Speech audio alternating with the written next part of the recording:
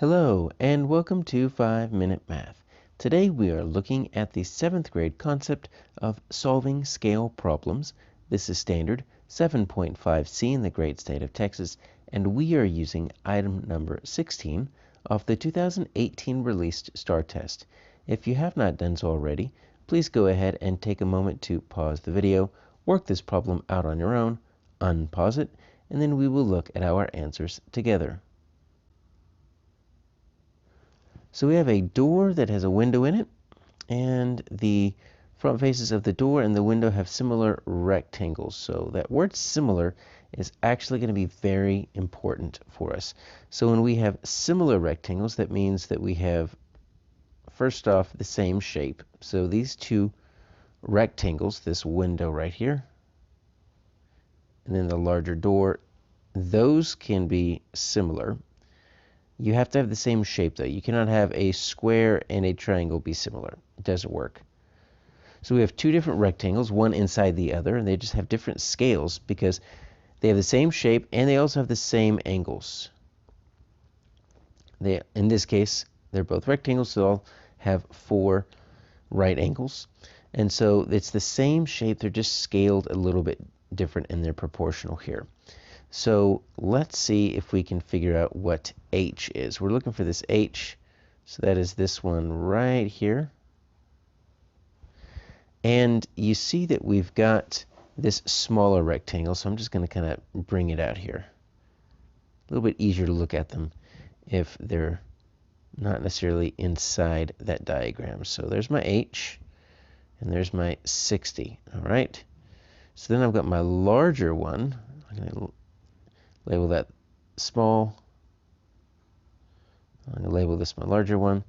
It's got the 84. Now you notice it has the 210 over here on the right side, but we know that the opposite sides of a rectangle are the same length.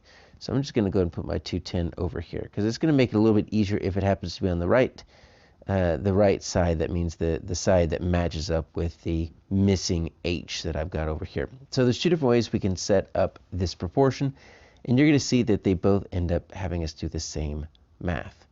So we could have what I would call a small to small and a large to large. So let's take our small to small. Let's do the side over the bottom. So h over 60. So h over 60 equals, and then we would do the matching side over bottom on the large, 210 over 84. So that's h over 60 equals 210 over 84, or we can match up the sides. We can do small to large would be proportional to small to large. So this h matches up with this 210. So let's do h over 210. And then the 60 matches up with the 84. So 60 is small, 84 is large. Now, either one works because take a look at what we have to do math-wise. We're going to do 84h, whereas if we did this one, we're going to do 84h, so that's exactly the same. Little cross multiplication here, we got 60 times 210. Only difference here is look what we have here. 210 times 60. Same thing using the commutative property. So let's figure out what 210 times 60 is. There's going to be a lot of zeros there. That's going to be 0, 6, 12. All right, so that's pretty big. 12,600. So 84h equals 12,600. Now we need to divide both sides by 84. Well, that's pretty big. Let's see what that looks like.